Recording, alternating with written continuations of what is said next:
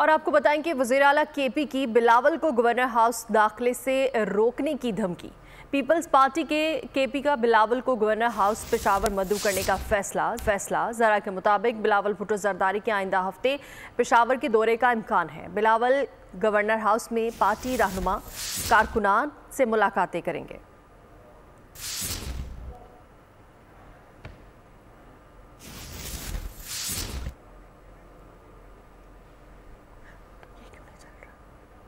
वज़ीर आला केपी की बिलावल को गवर्नर हाउस दाखिले से रोकने की धमकी। पीपल्स पार्टी केपी का बिलावल को गवर्नर हाउस पेशावर मदऊ करने का फैसला, जबकि जरा के मुताबिक बिलावल भुट्टो जरदारी के आइंदा हफ्ते पेशावर के दौरे का इम्कान है। बिलावल गवर्नर हाउस में पार्टी रहनुमा कारकुनान से मुलाकातें करेंगे।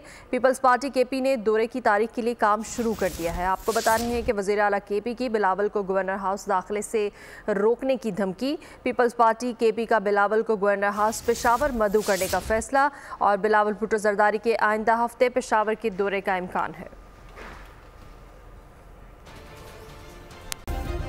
सब्सक्राइब करें और बेल दबाएं ताकि कोई खबर रह न जाए।